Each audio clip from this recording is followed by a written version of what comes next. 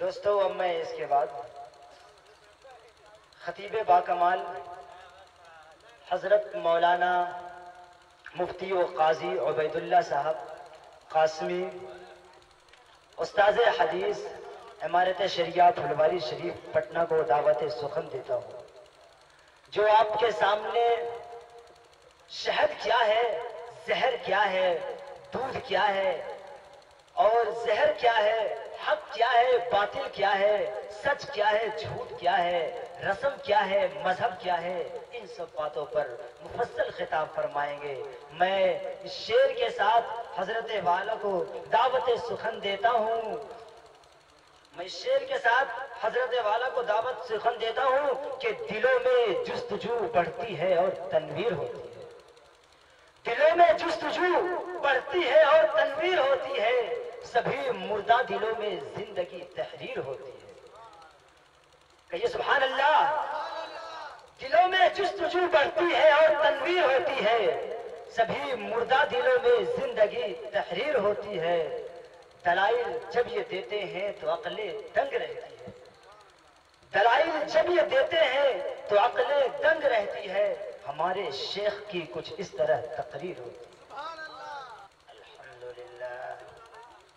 الحمد لله نحمده ونستعينه ونستغفره ونؤمن به ونتوكل عليه ونعوذ بالله من شرور أنفسنا ومن سيئات أعمالنا ونعوذ بالله من شرور أنفسنا ومن سيئات أعمالنا من يهده الله فلا مضل له ومن يضلله فلا هادي له ونشهد أن لا إله إلا الله وحده لا شريك له ونشهد أن سيدنا وسندنا وشفيعنا وحبيبنا ومولانا محمدا عبده ورسوله أما بعد فقد قال الله تبارك وتعالى في كتابه العظيم أعوذ بالله من الشيطان الرجيم بسم الله الرحمن الرحيم لمسجد أسس على التقوى من أول يوم أحق أن تقوم فيه وقال تعالى وأن المساجد لله فلا تدعوا مع الله أحدا وقال النبي صلى الله عليه وسلم من بنى لله مسجدا بنى الله له بيتا في الجنة أو كما قال صلى الله عليه وسلم۔ معزز علماء کرام، حاضرین مجلس، پردہ نشین خواتین، ماں اور بہنوں اور نوجوان دوستوں،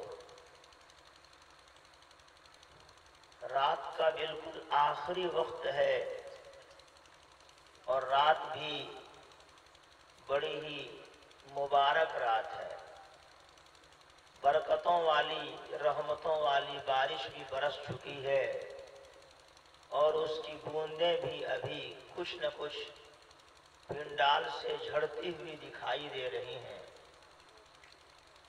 دوستو بزرگوں،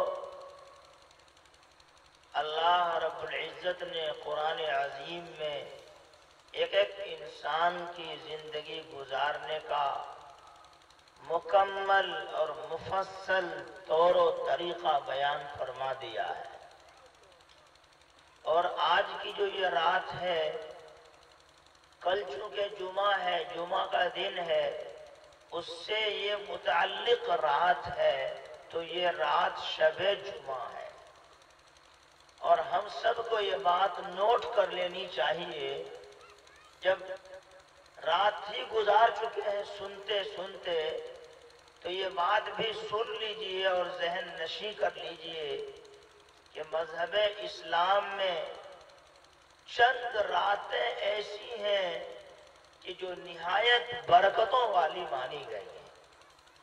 ان راتوں میں سے ایک رات وہ ہے جو ابھی چند دن پہلے گزری، شب برات۔ مغفرت کی رات، ایک رات وہ ہے جو آنے والی ہے شب قدر، جو قدر کرنے والوں کو نصیب ہوتی ہے، اور ایک رات یہ ہے جو ہر ہفتے کی عید جو جمعہ کا دن ہوتا ہے اس سے پہلے کی جو رات شب جمعہ ہوتی ہے، یہ بھی بڑی اہم رات ہے۔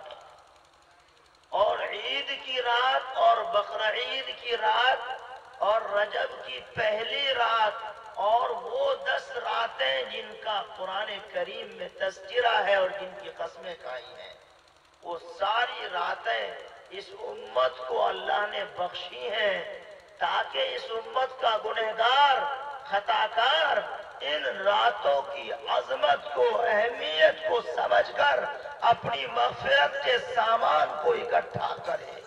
یہ اللہ کا بڑا انعام ہے۔ اس سے پچھلی امت کے لیے اس طرح کی یہ راتیں نہیں تھیں، وقت تو تھا لیکن یہ اہمیتیں، یہ عظمتیں، یہ شرافتیں یہ امت محمدیہ کے لیے مخصوص ہیں۔ یعنی پچھلے زمانے کے مقابل میں ان میں مزید اضافہ کر دیا گیا اور ان کے پاوروں کو بڑھا دیا گیا۔ روایت سے معلوم ہوتا ہے، کتابوں میں یہ بات لکھی ہوئی ہے کہ اگر کوئی اللہ کا بندہ عید کی رات میں جاگتا ہے، بقرعید کی رات پوری رات جاگتا ہے، تو اس دن اس کا دل نہیں مرے گا جس دن سب کے دل مر چکے ہوں گے۔ یعنی قیامت کے دن جب نفسی نفسی کا عالم ہوگا، ہر شخص پر غشی طاری ہو رہی ہوگی، کچھ لوگ خوش نصیب قسم کے جو اس دن ہوش میں ہوں گے، ان میں وہ لوگ ہوں گے جو عید کی رات عبادت میں گزارتے ہیں، بقرعید کی رات اللہ کی عبادت میں بتاتے ہیں۔ اسی طرح سے جو کچھ اور راتیں ہیں ان راتوں کو اللہ واسطے جاگ کر گزارتے ہیں، اللہ ان پر خاص فیضان فرمائے گا۔ اس اعتبار سے دوستو بزرگو، یہ رات بہت ہی مبارک رات شب جمعہ جس کا انتخاب کیا گیا ہمارے نوجوان بچوں نے، طالب علموں نے اور اس گاؤں کے نوجوان دوستوں نے اور آپ بزرگوں اور بوڑھوں نے جو فیصلہ لیا، پہلی کوئی اور تاریخ تھی مگر الیکشن کی وجہ سے اس کو آگے بڑھا کر 25 اپریل تاریخ رکھی گئی، دن مقرر کیا گیا، جمعرات کا رات ہو گئی شب جمعہ۔ اس اعتبار سے یہ تاریخ بڑی ہی مبارک رہی، بہت ہی عمدہ تاریخ رہی۔ ہو سکتا ہو کل صبح سویرے کچھ لوگ یہ بات چرچے میں لائیں کہ جلسہ کیا ہوا کہ بارشیں ہو گئی، یہ تو برساتیں ہو گئی، سارا مزہ کرکرا ہو گیا اور بیکار ہو گیا۔ خبردار خبردار، جو کسی نے اس طرح کی بہکی باتیں کی، میں آپ کو بالکل حقیقت بتاتا ہوں، توجہ سے، نہایت ہی توجہ سے سنیے۔ اللہ تعالیٰ نے نبی کریم صلی اللہ علیہ وسلم کی مبارک زبانی اس بات کی وضاحت فرمائی ہے کہ مذہب اسلام وہ مذہب ہے جس میں شوم نہیں ہے اور جس میں نحوست نہیں ہے اور جس میں بدفعلی نہیں ہے، جس میں بدشگونی کی اجازت نہیں ہے۔ وہ چلا گیا زمانے جاہلیت، وہ زمانہ زمانے کفر تھا کہ اگر پرندہ اڑا بائیں طرف تو کہہ دیا کہ سفر نہ کرو، سفر میں نحس آ گیا، اور اگر دائیں اڑا تو سفر شروع کرو۔ نبی اکرم ہادی عالم صلی اللہ علیہ وسلم نے فرمایا کہ اسلام میں شوم نہیں ہے اور منحوسیت والی کوئی بات نہیں ہے، بلکہ نیک فالی کی اجازت دی گئی۔ اگر کوئی آدمی راشد نام کے سامنے آئے، کہا ہاں ہاں ماشاءاللہ، لگتا ہے کہ اب رشد و فلاح حاصل ہوگا۔ نبی علیہ السلام نے سہیل کو دیکھا تو فرمایا کہ معاملہ اب سہل ہو جائے گا، آسان ہو جائے گا۔ آج کی دنیا کا انسان کا ذہن الٹا چلتا ہے، راستہ چلتے ہوئے بلی اگر گزر گئی تو پھر راستہ کاٹتا ہے، سمجھتا ہے کہ کوئی مصیبت آ گئی۔ خدا کے بندو، بلی اگر چلی گئی تو بلا ٹلی گئی، بلی چلی گئی تو بلا ٹلی گئی، بلی سے بلا چلی جاتی ہے۔ اللہ اگر کسی کے سامنے سے بلی گزروا دیتا ہے تو اس میں بدفعلی کی کون سی بات ہے؟ وہ بڑا نصیب والا بندہ ہے کہ راستہ چلتے ہوئے اس کے سامنے سے بلی کا گزر ہو جاوے۔ سمجھ لیجئے کہ الا بلا سب ٹلا۔ آخر تو کوئی بات تھی کہ جناب نبی کریم صلی اللہ علیہ وسلم کی خدمت میں ہر وقت حاضر باش رہنے والے صحابی حضرت ابو ہریرہ رضی اللہ تعالی عنہ، جن کے نام کے بارے میں آج تک اختلاف ہے کہ ان کا نام کیا تھا، عبد الرحمن تھا یا کچھ اور تھا، اس سلسلے میں آج تک اختلاف چلا آ رہا ہے۔ نام گم ہو گیا کنیت میں، ان کی کنیت ابو ہریرہ آج تک چلی آ رہی ہے۔ کیا تھا؟ آستین میں بلی کا بچہ ہی تو تھا، اور کیا تھا؟ نبی کریم صلی اللہ علیہ وسلم نے فرمایا کیا ہے؟ انہوں نے نکال کے چھوڑ دیا تو بلی کا بچہ بھاگا۔ نبی علیہ السلام مسکرانے لگے۔ آج امت چی بجبی ہوگی، پیشانی پہ بل دے گی کہ میرے سامنے سے بلی کیوں کٹی اور بلی کیوں چلی گئی؟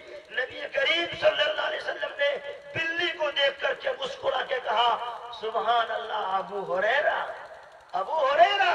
تو اتنا پیارا لفظ نکلا کہ قیامت تلک کے لیے بلکہ اس کے بعد تلک کے لیے یہ لفظ مقبول ہو گیا کہ بلی والے وہ صحابی کہلائے۔ سعودیہ گورنمنٹ نے آج بھی یہ قانون پاس کیا ہے کہ اگر سعودی عرب میں کوئی بلی کو مارے گا تو 5000 ریال جرمانہ دینا پڑے گا۔ 5000 ریال، اندازہ لگائیے۔ نبی کریم صلی اللہ علیہ وسلم نے انسان کو زندگی گزارنے کا رنگ اور ڈھنگ بتایا ہے لوگوں۔ ہمارے گاؤں دیہات میں جب کبھی، آج تو خیر رات میں بارش ہوئی لیکن دن میں بھی کبھی بارش ہونے پہ مردوں کو، جو مردوں کو عورتوں تک کو سنا گیا ہے کہ وہ کوستے ہیں بادل کو، فرشتے کو، بلکہ بعض بدنصیبوں کو دیکھا گیا کہ وہ اللہ تعالیٰ کو بھی گالی دینے سے باز نہیں آتے۔ العیاذ باللہ ثم العیاذ باللہ۔ نبی کریم صلی اللہ علیہ وسلم کے زمانے میں جب بارش ہوتی تو اللہ کے حبیب صلی اللہ علیہ وسلم دعا میں لگ جاتے اور فرماتے اللہم صیبا نافعا۔ ہم مسلمانوں کو یہ میسج دیا، یہ پیغام دیا آقا نے کہ جب کبھی بارش ہو تو ضرور اس میں کوئی نفع چھپا ہوا ہے اور کوئی نہ کوئی مصلحت ہے۔ ہم تو اپنا نفع دیکھتے ہیں اور اللہ کے سامنے تو پوری ملت اور پوری امت کا نفع ہوتا ہے۔ کیا اس میں راز چھپا ہوا ہے بارش کے ہونے میں کوئی نہیں جانتا۔ اس لیے مسلمانوں جب کبھی بھی بارش ہو ہماری آپ کی زبان پہ یہ کلمات خیر ہو کہ اللہ اس بارش کا نفع ہمیں عطا فرما اور اس کے ضرر سے اور شر سے ہماری حفاظت فرما۔ تو اس سے کیا فائدہ ہوگا کہ اللہ کے بندے کا اور اللہ کی بندیاں جو سامنے بیٹھی ہوئی ہیں اور ابھی بھی ہیں ان کا رشتہ اللہ سے جڑے گا، مستحکم ہوگا۔ جس طرح سے مسجدیں اس لیے بنائی جاتی ہے تاکہ اللہ کے بندوں کا تعلق اللہ سے مضبوط ہو جائے۔ فرمایا گیا وَأَنَّ الْمَسَاجِدَ لِلَّهِ، جتنی مسجدیں ہیں وہ سب اللہ کے لیے ہیں۔ مسجدیں اللہ کا گھر ہے، جس طرح ہمارا اور آپ کا اپنا اپنا گھر ہے۔ اگر آپ کے گھر میں کوئی آپ سے ملنے جاتا ہے تو بتائیے ملاقات ہوتی ہے کہ نہیں ہوتی ہے؟ کیونکہ آپ کا وہ گھر ہے، آپ گھر میں رہتے ہیں۔ تو اللہ تعالیٰ کا بھی تو کوئی گھر ہونا چاہیے کہ جہاں جانے سے اللہ سے بات ہو، اللہ سے مناجات ہو، اللہ سے ملاقات ہو، اور وہ اللہ کا گھر ہے۔ اس لیے اس زمین میں سب سے بہترین ٹکڑا مسجد کا وہ ٹکڑا ہے اور سب سے بدترین ٹکڑا بازار کا ٹکڑا قرار دیا گیا ہے۔ اس کی وجہ یہی ہے۔ اس لیے دوستو بزرگوں، اگر آپ لوگوں نے یہ فیصلہ لیا ہے تو بہت اونچا فیصلہ ہے مسجد بنانے کا۔ نبی کریم صلی اللہ علیہ وسلم جب ہجرت کر کے تشریف لے گئے، ایک جگہ آپ نے قیام فرمایا، وہاں آپ نے سجدے کیے، وہاں آپ نے نمازیں پڑھی اور پڑھائی، اور وہ جگہ ہے جو آج دنیا میں قبا کے نام سے مشہور و معروف ہے، اور وہاں مسجد بنائی گئی۔ بعد میں اس مسجد کا نام مسجد قبا رکھا گیا۔ اول مسجد بنی فی الاسلام، کہ سب سے پہلی مسجد جس کی بنیاد پڑی ہے وہ قبا نامی جگہ مدینہ سے ذرا فاصلے پہ ہے، اور اسی کے قریب میں ایک وادی ہے، وادی مبارک، جس وادی کے بارے میں بتایا جاتا ہے کہ پوری دنیا میں شیطان کو دجال کا فتنہ ظاہر ہوگا، لیکن وہ جگہ مدینہ کی محفوظ ہوگی جہاں دجال داخل بھی ہونا چاہے گا تو داخل نہیں ہو پائے گا۔ قباء سنیچر کے دن اللہ کے نبی صلی اللہ علیہ وسلم تشریف لے جاتے ہیں، یعنی بعد میں مدینہ جب چلے گئے قباء چھوڑ کے، تو مدینہ سے اس مسجد سے جس مسجد کو اپنے ہاتھوں بنایا تھا پیارے نبی صلی اللہ علیہ وسلم نے، اور جس کی نسبت فرمایا وہ مسجدی ھذا کہ یہ میری مسجد ہے، مسجد نبوی، وہاں سے آقا و مولا جناب رسول اللہ صلی اللہ علیہ وسلم ہر سنیچر کو تشریف لاتے اور صحابہ جو مقامی صحابہ ہوتے ان سے بھیٹ ملاقات کرتے اور ان سے کچھ اہم معاملے پہ تبادلہ خیال فرماتے۔ اور حدیث شریف میں ہے کہ جو بندہ سنیچر کے دن وہاں پہنچے گا تو زیادہ فضیلت کی بات ہوگی، ویسے کسی دن بھی جائے گا اور اس مسجد قباء میں 2 رکعت نماز پڑھے گا تو ایک مقبول عمرہ کرنے کا اس کو ثواب دیا جائے گا۔ یہ مقام ملا لوگوں، اور نبی کریم صلی اللہ علیہ وسلم نے اس قباء کی آبادی سے آگے بڑھ کر مدینہ کی آبادی میں داخل ہونے کے بعد اگر کوئی فکر ہو رہی تھی تو وہ مسجد بنانے کی فکر تھی۔ آقا نے بتا دیا لوگوں کو کہ لوگوں، کالونی اور آبادی کی ترقی کا راز اس میں منحصر ہے اور مضمر ہے کہ وہاں اللہ کا گھر ہونا چاہیے۔ پیارے نبی صلی اللہ علیہ وسلم کی پوری پیاری زندگی میں اگر تعمیر کا تذکرہ ملتا ہے تو مسجد نبوی کے بنانے کا ملتا ہے۔ آج جسے دیکھیے اپنا گھر بنا رہا ہے، 3 تلہ 4 تلہ 5 تلہ مکان بنانے میں لگا ہوا ہے، وہی گٹی، وہی بالو، وہی سیمنٹ، وہی چھڑ، اور جب اللہ کے گھر کو بنانے کی باری آتی ہے تو مسلمان دائیں بائیں اور بغلیں جھانکتا رہتا ہے، وہ سوچتا ہے کہ اس کا چندہ کرنے باہر جائیں گے۔ کیوں صاحب؟ آپ اپنا گھر بنانے کے لیے چندہ کرتے ہیں تو اللہ کا گھر بنے گا اس کے لیے اتنا سوچنا پڑے گا؟ دوستو بزرگوں، یاد رکھیے کہ مسجدوں میں مینارے اس لیے رکھے گئے تاکہ کسی مسلمان کا گھر اللہ کے گھر سے زیادہ اونچا نہ ہو جائے۔ تو مینارہ بنایا گیا تاکہ اللہ کا گھر ہر حال میں اور ہر قیمت میں اونچا دکھائی دے، اور اگر مسلمان 2 تلہ 3 تلہ بھی بنانا چاہے اس کے لیے بھی گنجائش نکل آئے۔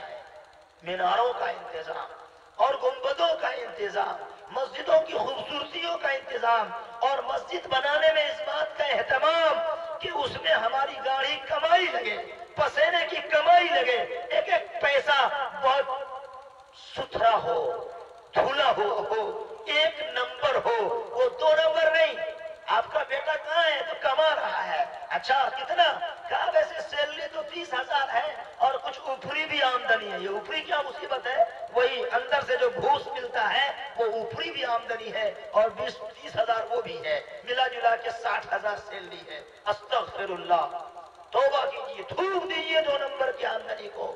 یہ اصول غلط ہے کہ پیسہ ہو چاہے جیسا ہو چاہے کیسا ہو، لکڑ ہضم پتھر ہضم، غلط ہے یہ اصول۔ اصول کو صحیح طریقے پر اپنائیے۔ پیسہ وہی اللہ کے یہاں مقبول ہوگا جو محنت سے حاصل کیا جائے گا۔ پسینے کی کمائی اور گاڑی کمائی اللہ کو بہت پسند ہے۔ کیا بات ہے کہ جب کعبہ بنایا گیا تو وہ چوکور مکان اور کعبہ کی جو پوری کی پوری جگہ تھی، اس جگہ کو مکمل طور پر عرب والے اس وقت میں نہیں گھیر سکے، 4 دیواری پوری نہیں کر سکے، تو تھوڑا سا حصہ کاٹ دیا، کہا کہ جب اور حلال پیسہ آئے گا تب بنائیں گے۔ کسی کو راز کیا پتا تھا کہ اس کے چھوڑنے میں بھی کوئی حکمت ہے؟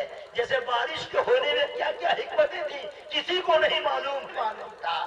اللہ کو یہ منظور تھا کہ قیامت تک وہ حصہ چھوٹا ہوا رہے گا اور وہ حتیم کہلائے گا، اور قیامت تک کے آنے والے تمام اللہ کے بندے، اللہ کی بندیاں اگر کعبہ کے بھیتر میں جانا چاہیں تو حتیم میں داخل ہونا اللہ نے آسان بنا دیا ہے۔ جانے والے جاتے ہیں اور وہاں 2 رکعت نماز پڑھتے ہیں، 4 رکعت نفلیں پڑھتے ہیں، دعائیں کرتے ہیں۔ وہاں نمازیں پڑھنا، دعائیں کرنا ایسا ہے لوگوں جیسا کہ کعبہ کے اندر میں بھیتر میں نماز پڑھنا اور دعا مانگنا۔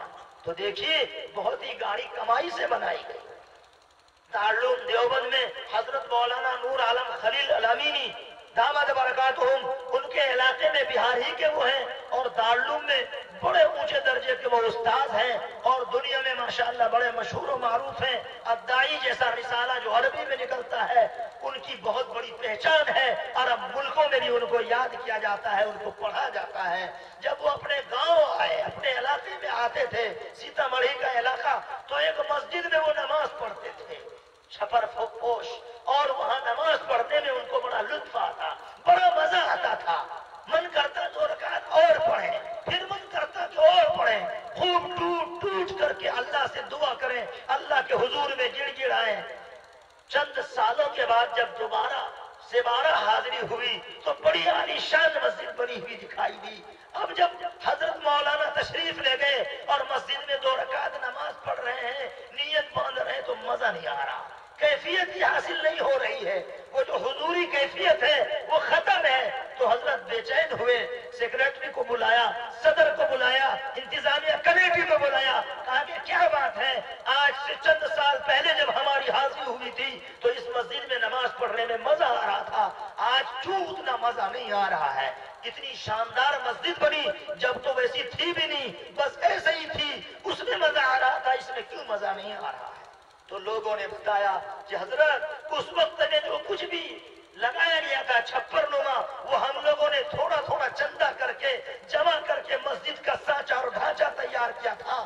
بعد میں کسی ملک سے, باہر ملک, فورن کنٹری سے بڑی رقم آئی, ہیوی اماؤنٹ, اور ہم لوگوں نے مل کر وہ سب پیسہ اسی میں لگا دیا. کہا وہی تو بات ہے, یہی تو بات ہے. سمجھ گئے حضرت راز؟ مطلب کیا ہوا آپ بھی سمجھ گئے ہوں گے. مفتی محمود الحسن صاحب نور اللہ مرقدہ سے کسی نے کہا کہ حضور ہمارا بیٹا عرب میں رہتا ہے, ریال کماتا ہے, رال ٹپکتی ہے میرے منہ میں اور وہ ریال بھیجتا ہے, لیکن سکون نہیں ہے, بدن میں مرچی لگی رہتی ہے. کہا پیٹرول کے پیسے میں آگ نہیں تو اور کیا ہے؟ مطلب کیا ہوا کہ پیسوں میں جو کیفیتیں آتی ہیں وہ کمانے کے اعتبار سے, اگر کمائی بہت گاڑھی ہوگی تو اس کا اثر کچھ اور دیکھنے کو ملے گا. مسلمانوں, آپ نے جو تھوڑا تھوڑا کر کے یہاں جمع کیا ہے اس کو معمولی نہ سمجھیے گا, یہ بہت بڑی قیمت ہے, اور بوند بوند مل کر تالاب کھڑا کرتا ہے. آپ پھر جائیے اپنے پورے آس پاس کے گاؤں میں, اور ضرورت پڑے تو شہر میں, اور ضرورت پڑے تو تھوڑا اور دائرہ بڑھا دیجئے. کوشش کیجئے کہ سیمانچل کے ہی علاقے سے بڑی عالیشان مسجد تیار ہو جائے. یہ نہیں کہ پورا عالم پھرنے لگے اور در در کی ٹھوکریں کھائیں کہ اللہ کا گھر ہے, ارریا میں فلاں جگہ جو ہے بن رہا ہے جی, اور اس کے لیے پریشانیاں اٹھانی پڑے. ایسی ضرورت نہیں ہونی چاہیے. ہمارے اندر ہمت ہونی چاہیے, حوصلہ ہونا چاہیے, جرأت ہونی چاہیے. کیا ہم لوگ انشاءاللہ اس کے لیے اپنے کو آمادہ کریں گے, تیار کریں گے؟ جب نوجوانوں نے ہمت کی اور ٹھان لی تو سوچا بھی نہیں گیا تھا اتنا شاندار پنڈال اور شامیانہ سجایا کہ نہیں سجایا. اور اس کے لیے تھوڑا تھوڑا کر کے پیسہ جب جمع کرنا شروع کیا تو اچھا خاصا سب کی ہمت بھی بڑھی, اور علماء نے بھی ساتھ دیا. کہاں کہاں سے لوگ تشریف لائے, پھر گاؤں کے لوگ آئے, بہت سے چلے گئے, لیکن جو بھی ہیں الحمدللہ اللہ کے فضل و کرم سے رات کا بالکل آخری حصہ ہے. میں چند باتیں آپ کو سنا کر اپنی بات ختم کرنا چاہتا ہوں. ایک بات تو میں نے یہ بتائی کہ اس امت کو اللہ نے تحفے کے طور پر کچھ راتیں عطا فرمائی ہیں ایسی کہ جن راتوں کی برکت سے اگر ان کی قدر و قیمت کی گئی تو امت کو اللہ تعالیٰ اس کے عوض میں معافی کا پروانہ عطا فرماتا ہے. ان راتوں میں سے ایک رات کون سی بھی ہے؟ شب جمعہ بھی ہے.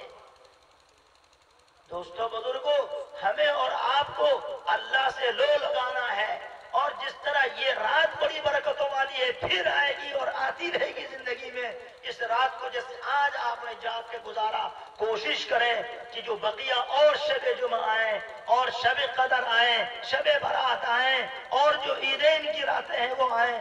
اب تو تھوڑی سی ان نوجوان دوستوں نے عادت دلائی ہے کہ رات کیسے جاگا جاتا ہے.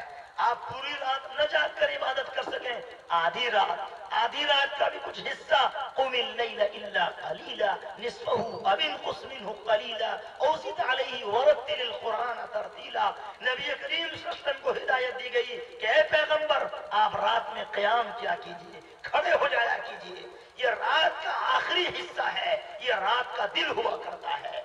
حضرت حاجی امداد اللہ مہاجر مکی رحمت اللہ علیہ سورہ یاسین شریف کی تلاوت تہجد کے وقت میں کرتے تھے. یہ تہجد کا وقت ہے. اور فرماتے تھے کہ انسان کے پاس ایک دل ہوتا اور ایک دل قرآن کریم کا ہے, قلب القرآن وہ یاسین شریف ہے, اور ایک دل رات کا ہے وہ یہی ہے. تو جب 3 دلوں کا اجتماع ہو جائے گا, 3 دل اکٹھے ہو جائیں گے, اس پر شیطان کا کبھی حملہ نہیں ہوگا.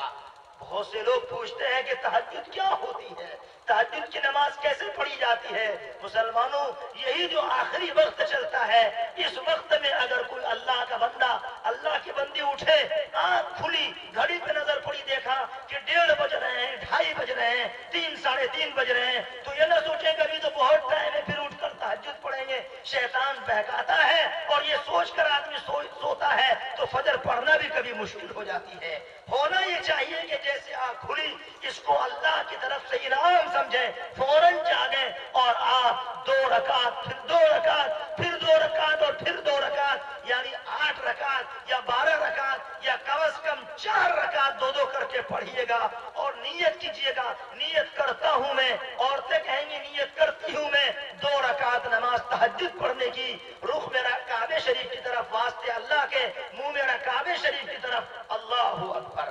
دل کی نیت تو دل میں چھپی ہوتی ہے, زبان سے کہہ دینے سے اچھا ہوتا ہے, مستحب ہے, ورنہ دل میں صرف ارادہ کر لیا. اس وقت میں اگر کوئی نماز پڑھی جا رہی ہے وہی نماز تہجد کی نماز ہوتی ہے. اور اس وقت اللہ بلا بلا کے دیتے ہیں, کہتے ہیں کوئی ہے ہم سے رزق مانگنے والا کہ میں اسے رزق عطا کروں, کوئی ہے ایسا گناہگار خطا کار کہ اپنے گناہوں کی بخشائش کا سوال کرے کہ میں اس کے گناہوں کو بخش دوں, کوئی ہے جو مصیبت میں مبتلا, پریشانی میں مبتلا کہ اپنی پریشانیوں کے ازالے کی دعا مانگے کہ میں اس کی پریشانیوں کو دور کروں. ہم تو مائل بکرم ہیں, کوئی سائل ہی نہیں, ہم تو مائل بکرم ہیں, کوئی سائل ہی نہیں, ہم راہ دکھائیں کسے, کوئی رہ روے منزل ہی نہیں. بس دوستو بزرگوں, میری تقریر کا خلاصہ یہ نکلا کہ اس دنیا میں ہمیں اور آپ کو اللہ نے جو بھیجا ہے, تو جب ہم آ ہی گئے, اگر نہیں پیدا ہوتے تو کوئی باتیں نہیں تھی, لیکن جب اب آ گئے تو ہماری مختصر سی زندگی میں ہر آدمی, ہر مرد اور عورت, جوان, بچہ, بوڑھا یہ طے کرے کہ ضرور میری اس مختصر سی زندگی میں مجھ سے کوئی دین کا کام ہو جائے. جو بھی جس سے ہو سکے بن پڑے وہ دین کا کام کرے. اور دین کے کام کے لیے سب سے بڑا کام اس دنیا میں جیتے جی اپنے دکان کو چمکانے سے, اپنی مکان کو چمکانے سے بھی زیادہ یہ ہے کہ اللہ کے گھر کو بنانے کی طرف متوجہ ہوا جائے. اور نبی کریم صلی اللہ علیہ وسلم کی سیرت سے یہ بات ثابت کی گئی کہ پیارے نبی علیہ السلام کی پوری زندگی میں اگر کسی عمارت کے بنانے کا ذکر ملتا ہے تو مسجد نبوی کی تعمیر کا ذکر ملتا ہے. تو مسلمانوں کو چاہیے کہ اپنی آبادی میں اللہ کے گھر کو چمکائیں, اللہ کے گھر کو شاندار گاڑی کمائی سے بنائیں کہ ہر آنے والا 2 رکعت کی جگہ 4 رکعت, 4 کی جگہ 8 رکعتیں پڑھے اور پڑھ کر کے اندر سے سکون محسوس کرے, تاکہ اس کا ثواب بنانے والوں کو ملتا رہے. من بنا للہ بیتن بن اللہ مسجدن بن اللہ لہ بیتن فی الجنہ. اللہ کے نبی صلی اللہ علیہ وسلم نے وعدہ فرمایا کہ دنیا میں تم اگر مسجد بناؤ گے اللہ اس کے صدقے میں تمہیں جنت میں گھر بنا دے گا. تو دیکھیے, جنت میں گھر بنانے کے لیے اپنا گھر دنیا میں بنانے سے نہیں بنے گا جنت میں گھر, لیکن اللہ کا گھر اگر کوئی بنائے گا تو اس پہ وعدہ کیا جا رہا ہے کہ جنت میں یقیناً اس کو گھر مل کے رہے گا. اور اللہ سے بھی زیادہ وعدہ وفا کوئی کرے گا؟ کوئی نہیں کرے گا. فرمایا وَمَنْ أَصْدَقُ مِنَ اللَّهِ حَدِيثًا, کون ہے جس کی بات اللہ کی بات سے زیادہ درست ہو. وَمَنْ أَصْدَقُ مِنَ اللَّهِ قِيلًا, کون ہے کہ جو اللہ سے زیادہ راست گفتگو کرے. سب سے بڑی گفتگو اللہ کی ہے.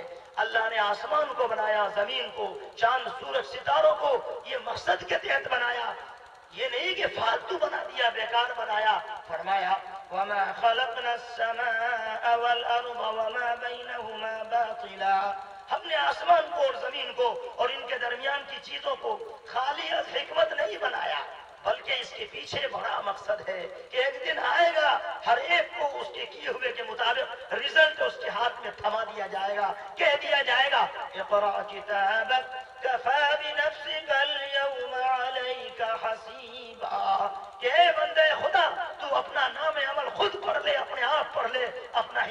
ہونے کے لیے تو خود ہی کافی ہے.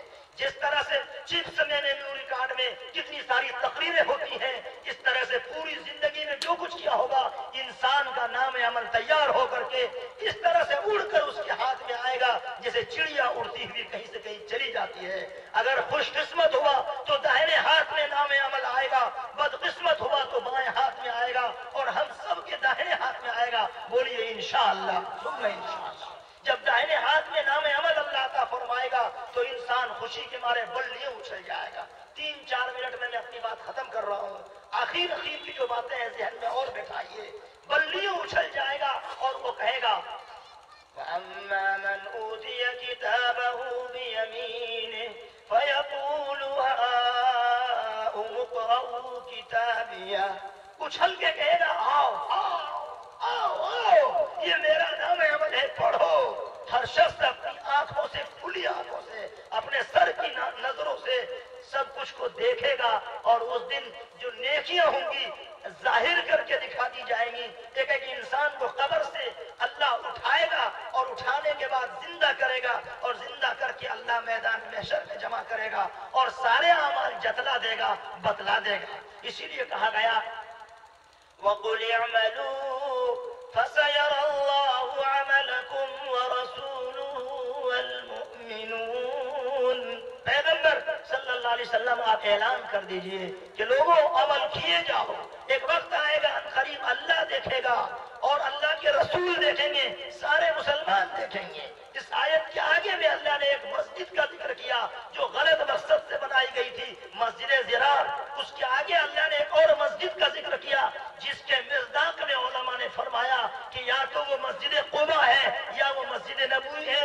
بہرحال ہر وہ مسجد اس کے عموم میں شامل ہے کہ جس کی بنیاد تقوی کی بنا پر کی جائے. اللہ نے کہا لَمَسْجِدٌ أُسِّسَ عَلَى التَّقْوَى. اے نبی وہ مسجد جس کی بنیاد تقوی پہ رکھی گئی ہو، احق ان تقوم فیہ، وہ زیادہ حقدار ہے کہ آپ وہاں کھڑے ہوں. دوستو بزرگوں، قیامت تو آئے گی اور ضرور آئے گی، اور آنکھیں سب کی بند ہوں گی. جو کوئی آیا آنے والا وہ جانے کے لیے آیا ہے، رہنے کے لیے کوئی نہیں آیا.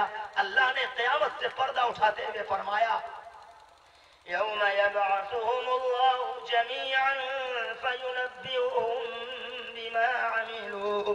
یاد کرو اس گھڑی کو جس دن اللہ مردوں کو قبروں سے اٹھائے گا اور ان کو ان کے اعمال جتلا دے گا، بتلا دے گا. کیسے بتلائے گا؟ احصاہ اللہ ونسوہ. اللہ نے ان کے عمل کو شمار کر رکھا ہے. ہر آدمی کا ایک ایک عمل اللہ کے یہاں لکھت روپ میں موجود ہے. لوگوں نے تو بھلا دیا. نیکی کرنے والا ضروری تھوڑا ہی کہ سب نیکی کو یاد رکھے. ہم لوگوں نے کتنی نیکیاں کی مگر بھول گئے ہیں. لیکن جس اللہ کے لیے نیکیاں بندہ کرتا ہے، بتائیے وہ اللہ کبھی بھولتا ہے کیا؟ نہیں بھولتا. اس لیے کہا گیا وَمَا كَانَ رَبُّكَ نَسِيًّا. پیغمبر آپ کا پروردگار بھولنے والا نہیں ہے. لا يضل ربی ولا ينسى. میرے رب سے کوئی چیز ہوتی نہیں، غائب نہیں ہوتی. وہ بھلکڑ نہیں ہے، وہ بھولتا نہیں ہے. لا تأخذه سنة ولا نوم. نہ اسے نیند آتی نہ اسے اونگ آتی. رات کے 3 بجے 4 بجے کون کیا کر رہا ہے اس کو علم ہے، اس کی خبر ہے. دن کے اجالے میں 12 بجے کون کدھر جا رہا ہے، کون کس کی جان لینے جا رہا ہے اور کون کس کی جان کو بچانے جا رہا ہے، سب کی وہ خبر رکھتا ہے. اللہ سوتے نہیں، اللہ کو اونگ نہیں آتی، اللہ غافل نہیں ہوتے. ایک ایک انسان کو اللہ کی یہاں جانا ہے.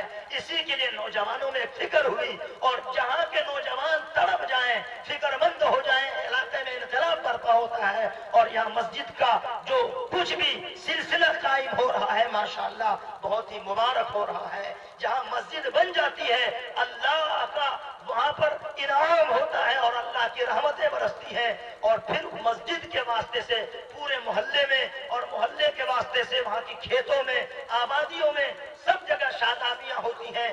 اللہ سے دعا فرمائیں کہ اللہ تعالی ہم سبوں کے لیے مسجد کے بنانے کو آسان فرمائے، ایک ایک مسلمان کو اس میں حصہ لینے کی توفیق عطا فرمائے، اور اللہ اس مسجد کو جیتے جی بہانے مغفرت بنائے، اور اللہ اپنے فضل و کرم سے اس مسجد کو مرکزی مسجد بنائے جہاں جماعتیں بھی آتی ہوں، جہاں اللہ کے بندے بھی جمع ہو کر نمازیں پڑھتے ہوں.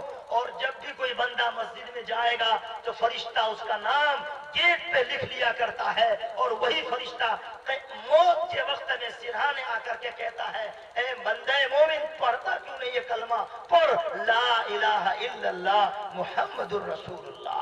اس طرح سے فرشتہ کلمہ یاد دلاتا ہے اور کلمے والی موت نصیب ہوتی ہے۔ ربنا